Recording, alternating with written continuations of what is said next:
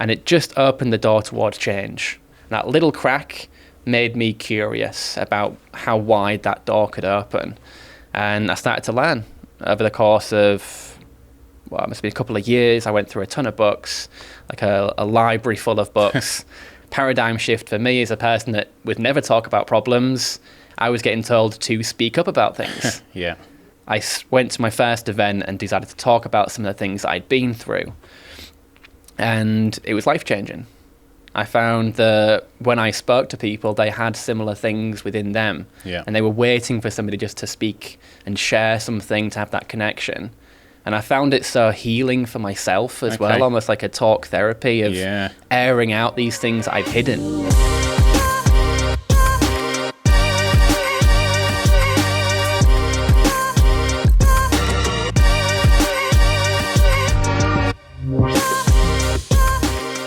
Hello and welcome to the 9th episode of Your Tagline Here. In this episode, I talk to Josh Dykes, who is the training manager at the Speakup Challenge, who provide public speaking, coaching and marketing courses for people all over the world. Josh got involved with Speakup at the very early days when it was just a small social club offering free workshops, and since then he has been instrumental at growing it into the very successful business that it is today. It's really interesting hearing him explain how they've done this, and there's some great lessons to learn for other entrepreneurs. To become a public speaker himself, Josh went through a big personal transformation from being a shy and quiet introvert into someone who can confidently speak on stage in front of hundreds and thousands of people. Coming up in this episode, Josh shares his personal story about how he's grown and developed as a person, which is really inspiring and entertaining too. Before we get into the episode, I would just like to mention our sponsor KitKlab, which is a digital marketing company based in Birmingham in the UK. KitKlab have over 15 years experience and specialise in branding, websites, search engine optimization, paid advertising, social media and more. So if you want to grow your business online, just head over to kitlab.com, which is kiklab.com. Okay, let's get into the episode and meet Josh. If you do like this episode, then please make sure you give us a thumbs up and hit the subscribe button so you don't miss out on future content. Also, if you have any questions or comments, then you can leave them below, or you can send us an email to hello@yourtaglinehere.com. Hello, Josh. Welcome to the podcast. It's good to have you here. Yeah, good to see you. How's it going? Yeah, very good, thanks. I was thinking earlier about when it was that we last saw each other. I think it was at least a year ago, wasn't it? Will have been, at least, yeah. I mean, I can't even remember. But it was probably the old office that we had. I think we saw you, came round a long time ago. Yeah. Long time ago now. So I'm very interested to find out what's been happening since then. But before we get into that, I want to go right back to the beginning and find out about how you got involved in public speaking in the first place. Sure, yeah, well, it is a beginning story, and I think when I was growing up, I'm from Hull in Yorkshire, and single parent household, mum was the main breadwinner, lived on a council estate, so we didn't have personal development or anything like that. You know, it was go to the pub if you're a man, and that's it. I hide all the problems by drinking, and that was the kind of routine that we got brought up with. And I thought nothing of it. And as I started to progress in my life, I got a job as a chef, and I'm quite a shy, introverted person. I do a lot of public speaking now, so it's not too bad, but I am quite quiet, I'm quite reserved. And when I was in that career, I found myself working really hard. Like being a chef, we were doing 100 hours a week on most weeks, and it would go higher at some points. It's almost like a challenge, like how much can we work in a week to win? And you can only do that for so long. Yeah. So I found myself going through a lot of stress, a lot of burnout, and I looked back onto the journey of what I got brought up with, and I thought, great, alcohol is the solution. So naturally, I just was drinking most nights of the week. I'd go back to my room.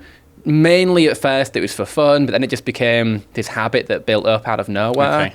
And the more stress that I had with my job, I mean, I worked in Michelin star restaurants and I traveled around the world in these really cool places. Yeah.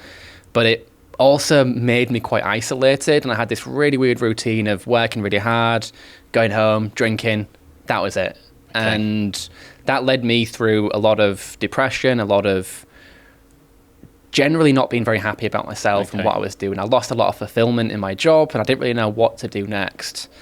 So I was stuck. I was in this really weird position of I'd reached the mountain, I'd climbed the mountain of my career. I was working in these world-class restaurants, and it all felt like it was for nothing because it was just more work. It was harder work, and I saw the people that were 10 years older than me working harder than me, and I thought, do I want to be doing this? I love cooking, but it was tough.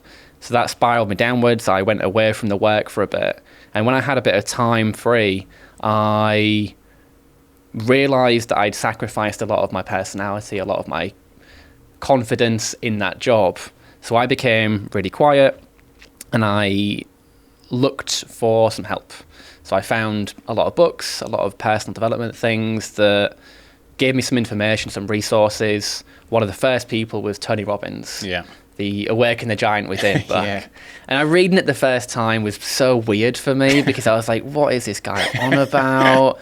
I looked on YouTube, and there's just this huge American guy shouting with his massive hands, and there's like thousands of people in an audience listening to him. Yeah.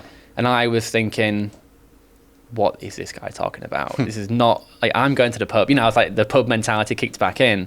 But I was in dire straits, so I read the book, and I found actually a lot of stuff spoke straight to me. And I think in life you have some people that come to you at the right time, and that was the right person at the right time for me.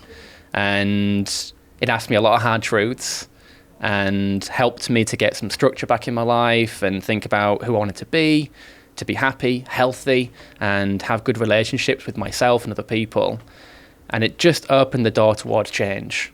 That little crack made me curious about how wide that door could open. And I started to learn over the course of, it must be a couple of years. I went through a ton of books, like a library full of books, and found that as I learned more, I listened to a lot of these motivational speakers, and that was kind of a typical thing. They'd read a book and they'd also be a speaker. So I was like, so that's what we do then. That's what you do when you've got messages to share. You talk about it. And again, paradigm shift for me as a person that would never talk about problems. I was getting told to speak up about things. So I kind of followed that path, and I started to get into a position of being good. I was healthy. I was happy. A couple of years had gone, like, as I was reading through this journey, and I went to my first event and decided to talk about some of the things that I'd been through. And it was life-changing. I found that when I spoke to people, they had similar things within them. And they were waiting for somebody just to speak and share something, to have that connection. And I found it so healing for myself as well, almost like a talk therapy of airing out these things I've hidden. Yeah, definitely. From the world. And it kind of just went from there. But that was the real beginning spark of me wanting to be a speaker. Wow, that's a really powerful story that you've just shared. Thanks for giving all of the details about that. And interesting that Tony Robbins was one of the most pivotal people along that journey, because he is an incredible public speaker, isn't he? Because we actually both went to one of his events, and he's a rock star on stage. Larger than life. Definitely larger than life. So how did you go from doing public speaking for yourself to then actually doing it as a job and teaching other people how to do it? Yeah, I mean, honestly, I have no idea because I was just pretty much just stumbling through the dark and just listening to my intuition of what was feeling good, what made sense for me, and trying to switch a little bit of that logical brain off, because it's not something that you think about having a job in public speaking. I was still at the time working as a chef. I had like a freelance business at the time, so I had a bit more time on my hands. But I was getting into the speaking, and I looked onto meetup.com, a lot of social stuff. I was trying to find my way through that world, and I saw a public speaking group. And I was like, oh, this is cool, I'll go there. And because I'd been to Toastmasters before, and it's a little bit formalized, a little bit older people. I didn't really connect with them for what they were there for, a lot of wedding speeches and stuff. And this seemed a bit more down to earth. It was at the LGBT Centre in Birmingham, so I just went down there. I met Reese Turner, who started the group, which eventually became Speakup Challenge. Yeah. And yeah, just went and started talking. And that was fun to actually learn about the art of speaking, because before it was me just going on stage and like, hey, it's me, here's what I've been through, and didn't really have much knowledge about the skill behind the thing. It was more just to do it. Yeah. So that was cool, and that was pretty much the introduction to learning about speaking becoming something that you can teach people. So I went along to Speakup. It was a long period of time, maybe about a year, and it was basically, Speakup was a social club to start off with. I was learning to become a better speaker, so I was using that club to help me. And Reese had his hand in a couple of charity areas, launching his own charity to help people that were homeless to get off the streets, which I worked with him on as well. And he was really using that to improve his speaking skills, to get the message out and whatnot. Okay. And after about a year or so, that group was popular. I mean, you were in some of those earlier sessions. Yeah. And they had this really cool community. And we realized that we need to have more structure, because there were so many people. It was almost like having to turn people away, because you'd have this room of like 40 people coming for these free workshops and wanting more and wanting it every week and more often. So we thought, let's make this more of a business. Let's put some commercial mindset behind this. And Reese had started to charge a little bit for some of the sessions, but it was really just starting in the early age of it. And I jumped on and said, I'd love to help, because Reese, in my opinion, is an absolute genius. His brain, I meet a lot of people, and I don't meet people like Reese. I've never met somebody like Reese before. He was a couple of years younger than me, and at the time I was probably about 25, 26. So he was like 22, 23. And he was super switched on. He had this really interesting brain. And I thought, I am connecting with this guy. And if he gives me an opportunity, I'm going to take it and work with him and do whatever I can just to be in that energy. And I think that's a smart thing to do for anyone. Yeah, definitely. Because you meet a lot of people in life, but very few people that really inspire you on your level. So I got around him. We decided to go make it into a business and start to build a training structure. So I got up there, tried selling this program the first day, and yeah, it went from there. The first sales event was really cool. We actually had a funny experience, because we weren't sure if people would buy it. And it's funny looking back now, because the programs are reasonably expensive compared to what they were. We're talking like £1,000 and beyond. In those days, we had like this £30 program, and we were terrified. We were like, who'd buy this? We've made it. It's going to be ridiculous. Like, nobody will want this thing, or nobody will take us seriously. And there must have been about 25 people in the room, and I was probably hot and sweaty, bright red, full of embarrassment, trying to pitch my heart out to these people and like tell stories and trying to be witty and funny. And everyone in the room purchased. And we were like, what? Because a few £100 doesn't sound like a lot, but at the time, that was proof. It was proof that what we had was worth it.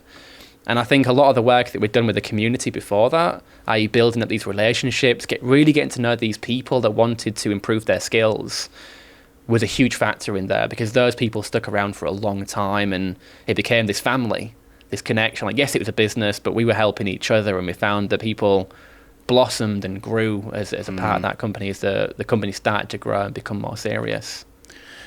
It's really interesting hearing you talk us through that story, because I was part of that to a certain degree, because I remember going to a meetup session and you were speaking at it, and I remember watching you speak, and I was like, oh, this looks quite good. And I remember talking to you afterwards and saying, oh, so what's this group like? Is it all right? Should I come along? And it was that conversation that I had with you that persuaded me to give it a try. And yeah, a lot of those things that you were saying about it being a community, it was a fantastic community, and I'm sure it still is now. And there's people that I made friends with at the time, and I'm still friends with them now. So I think it's amazing what you've done as an organisation, and yeah, really interesting to hear about that journey that you've been on to turn it from a social club into something which is a profitable business and something that you're charging people money for. So I applaud you, and I applaud Reese for everything that you've done. For sure. And I think it's a really good lesson that I learned about it, because we didn't intend to build a business initially. It was more helping people with stuff that was really interesting, that we really cared about. And obviously these days we work with people who are coaches and speakers, and the big question is, how do you be successful? How do you build a business? How do you do it really well? And the easy answer is just do something that you really want to do and provide as much value. And it's like the corny advice to do, but it means that when you wake up, there's the intention, if nobody paid, we wouldn't care, because we enjoyed doing it. We enjoyed being around those people, and people could sense that. So a lot of the hard work, I believed, had already been done when we were just trying to help people and figure it out, and it made our life a lot easier moving forward, because that was the stability that helped us to grow, like the injection of cash that allowed us to build in those early days and experiment and test to see what was working. Yeah, definitely. I also think it was interesting what you were saying about how, to begin with, in your own journey, you just got up there and you spoke, and you didn't think of it as a skill, and you didn't really know what you were doing. You just went up there and you did it, and then you started to learn what those elements were, and that's what you teach to other people. Can you just share a couple of examples of what some of the things are that people can learn? Because I think that there's a lot of people out there, and myself was included before I came along to Speakup, that think that with public speaking, it's either something that you're good at or something that you're not good at. And people don't realise that it's actually a skill that you can learn, and it has techniques that you can develop. So can you give us a few examples? For sure. Well, it's communication, and I think one of the reasons why I love what I do is it's incredibly diverse, and different people take different things away, even if you're teaching in the same concepts and the same principles. But we typically split up the areas of development for speakers into the content creation, because these days everyone's got something to say, and as a person that's trying to stand out online, offline, you've got to know how to build an audience, build a connection with people, and they want to come back and hear more. My grandma's on Facebook. She's doing videos, she's doing lives. I have no idea what she's talking about, but she enjoys it. But if my nan's on there, it means that everyone's on there. And yet one of the biggest problems for people is being able to stand out. And that comes from your content. How to create something that you are interested in and adapting it so people pay attention to it, making it disruptive so it stands out from the crowd. Like, that's a really key factor. So when you're speaking, people are listening to the words, it feels different. We see so many people that like read a book and seem to just regurgitate that information and not take it as their own, but I see a lot of, for example, the law of attraction. They've obviously listened to a couple of videos, read a couple of books, and then there's tens of thousands of people just saying the same principles, which isn't anything wrong with that, but it's going to be hard to stand out unless you take that content and shape it into something that's yours, with your experiences, your personality. Otherwise, it's just somebody else's. That's one. You got the voice projection, learning how to speak eloquently, effectively. For my entire adult life, until I learned about being a speaker, the big fear words for me, or the big fear word for me was, what? Because every time I'd speak to people, genuinely, almost every single time I'd say something to them, they'd say, what? Because they couldn't hear what I said. Oh, right. I was a mumbler. Really? I wasn't clear. I would talk really fast. And what taught me was that I wasn't interested. I didn't have a voice. And I found that really got into my head, and I'd almost expect them to say, what? So I was almost repeating myself before they said what, because I knew it was going to happen. And it was so annoying in my head, but I didn't understand for years that I could control that. So the voice is key. Once I got a hold of my voice and I learned about volume, pacing, clarity, articulation, rhythm, tempo, you name it, emotion, expression, people started to listen. And it opened my eyes, because when people listened to me the first time, I was terrified. They're looking at me. I was like, what are you looking at? Why haven't you said what yet? And then you find your voice, when you realize you've got a voice that's interesting, people want to hear, because everyone's interesting.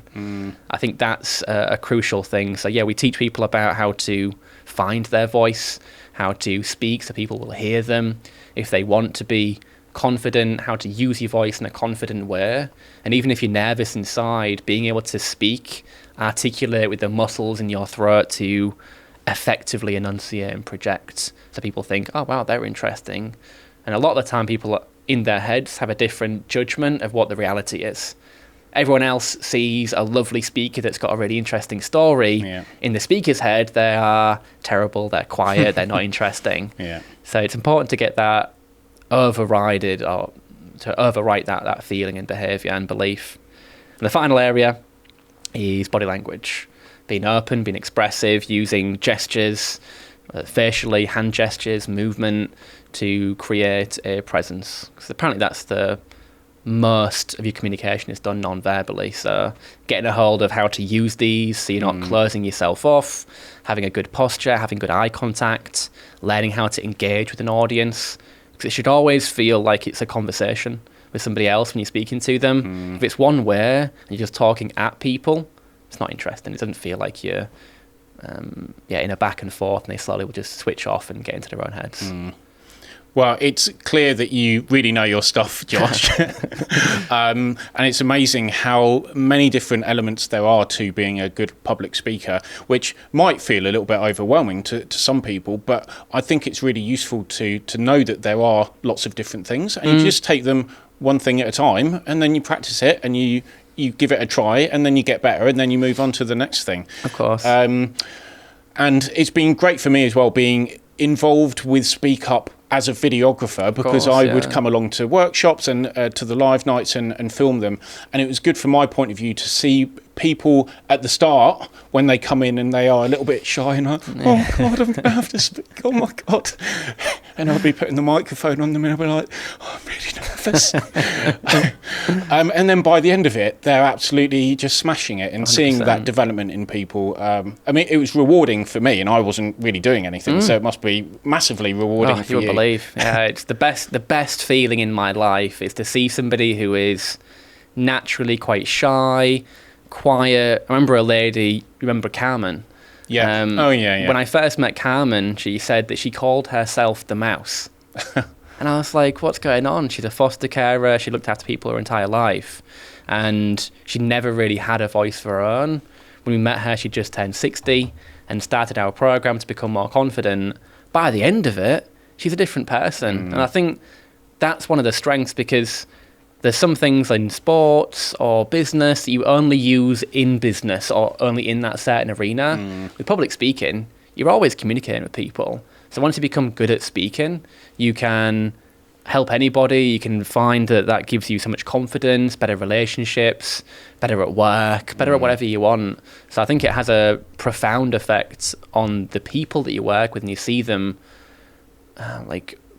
develop and change and transform right in front of your eyes. And it's almost like you see them grow and stand up and become taller and become who they want to be, and eventually. So yeah, it's a good job. I'm pretty lucky to be doing what I'm doing. Yeah, definitely. And I know from seeing you do it that you are very good at it, but you also clearly love doing it as well, which helps you to teach it to other people, because they see you enjoying it, and that just makes the whole process work so much nicer. For sure. So the people that you have coming along to the workshops and the programs that you have, is there any particular type of person that comes along, or is it a whole wide range of people? Yeah, a big range in terms of what people do for a living. You'll get bankers, you'll get people in sports, doctors, and the big thing that ties them together, I think, is a desire for learning and improvement. They're interested in personal development. Many of them have been through experiences they want to talk about to help other people or to help themselves, maybe. And we've branched out now to not only look after speaking, it's a lot of coaching as well. So we qualify coaches to get them to help other people, so like training up leaders of tomorrow. Okay. But yeah, I found that people who come to us are typically open-minded is one of the big keys. They're ready to learn, ready to improve, and they've got a thirst for helping other people. Yeah. And how do you go about finding those people? Just on the street. I just bump into people. I've got a net.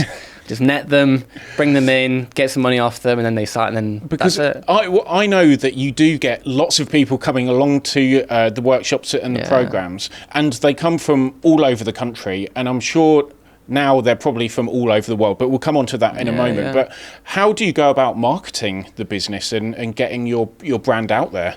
Well, we had a lot of luck. I don't want to say that Speakup was this thing that's done all the hard work. It's all on us.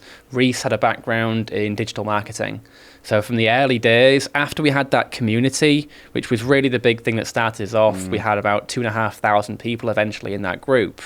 So if we put an event in Meetup, we'd get dozens of people, sometimes up to 100 people come into a room to attend an event. We could then pitch our services, and it's the best model to watch people that have been through a course speak on stage to then say, do you want to do this? And that was our model in the early days. There was no marketing. Okay. But once we wanted to grow and expand to different cities, we started to lean into ad spend, digital marketing on Facebook, Google, and a few other smaller areas after that. Yeah, because to grow a business, really, you do need to invest in that kind of digital marketing, don't you? For sure. Well, it depends. I think different businesses have different ways of working, and like I say, if we could have maybe grown in different ways with that community if we'd really wanted to take a bit more time to nurture it. Okay. But it's a speed thing, and the great thing about spending money online is you can grow an audience incredibly quickly. Okay. I mean, we have maybe 2, 3, sometimes 4 events a week these days, and those events can have between 100 and 300 people in. So we have that many, like maybe 500 to 1,000 people every week. It's almost impossible to do that without having a marketing budget at the scale we're working at now. So you mentioned about how you expanded in the UK, because I know that you started off in Birmingham and then you went to London and Manchester and a few other places as well. Yeah. Have you now expanded more globally? Yeah, it's international now. Okay. So the audience it's online really. So I'm still in Birmingham most of the time, but obviously through the power of the internet, people are joining from all over the world. And did that change happen because you wanted it to happen anyway, or was it kind of forced to happen because of COVID?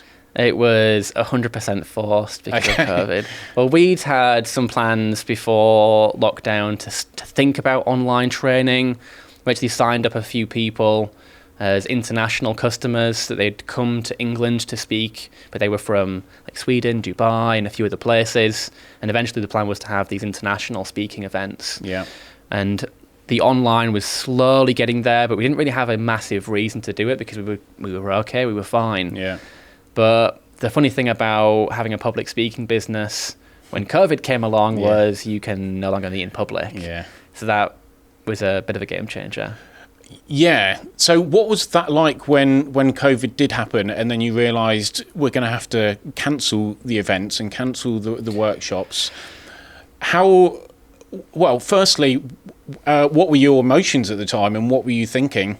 Well, I'm a conspiracy theorist, a lot of things. I don't believe things that much that are going on. So I was in London on, I think it was like March the 16th, on a Wednesday, running an event in London. And I was like, oh yeah, this thing will die down. It's not as bad as people think. It's just the media, it's hyping it up. And they said lockdown's going to be in effect. Yeah. And I thought, what about all the courses that we have? Like, we've got loads of people on programs that have already paid us money that are just starting, in the middle, or coming to the end of their program but not quite finished. What are we going to do with these literally almost hundreds of people? So yeah, it was a very much a shock moment for us. Yeah. Going into the office, sat down, got the drawing board out, literally back to the drawing board, and we sat down and thought, what do we need to do to make this work? So it wasn't just helping the students we've already got to not have too much stress or wanting a refund and putting the business under because of all the service debt that we'd have. But how do we keep the business going moving forward? Like, how do we sell if we've never done anything other than in person? What's going to happen over the next few months? You know, it's a tough thing.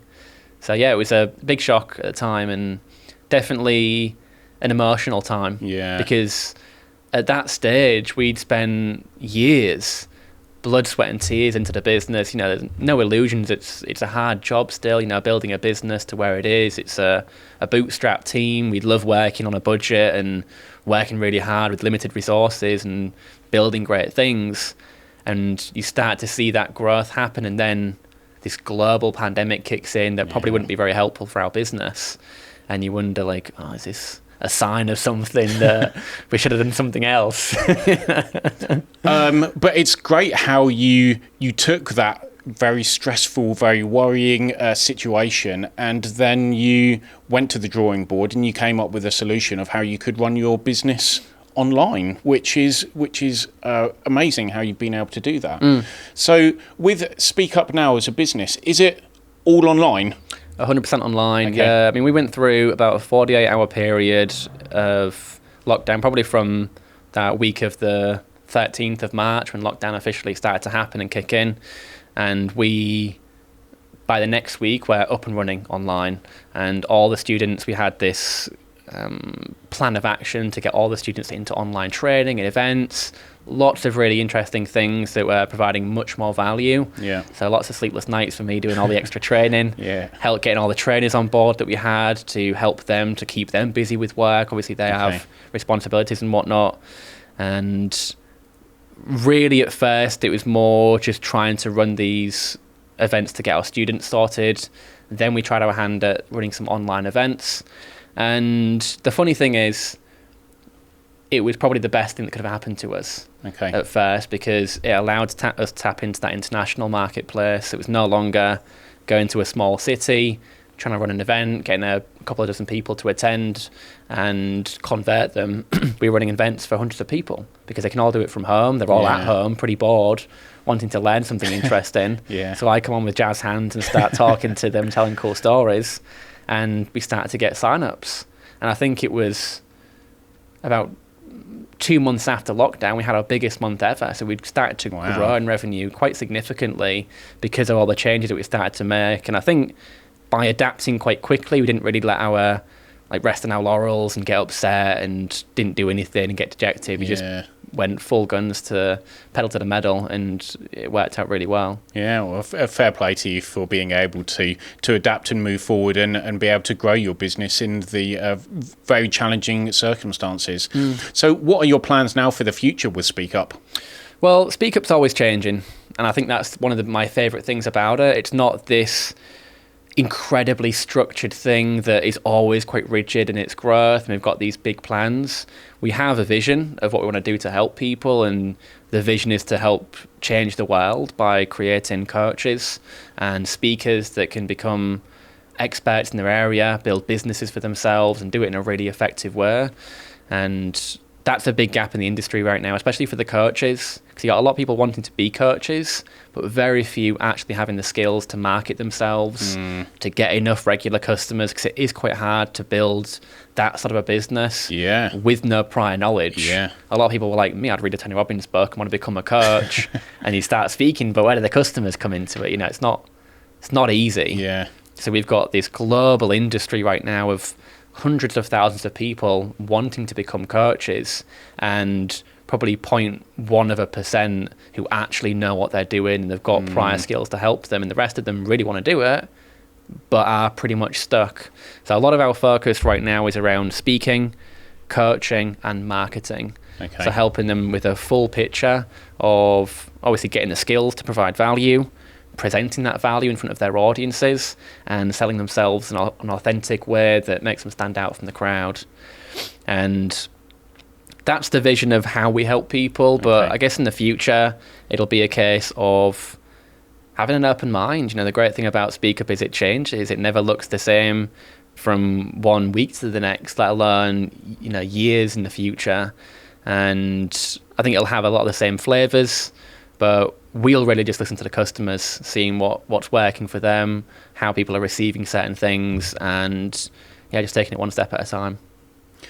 I really like what you're now doing as an organisation. So you're not just teaching people the skills, you're helping you're teaching them the skills, and then you're helping them to actually earn money from it, because marketing is such a difficult thing in itself, and there are a lot of people learning to be a coach, and they don't have a clue how to get clients. For sure. So I think teaching them those skills as well is really valuable to those people. Yeah.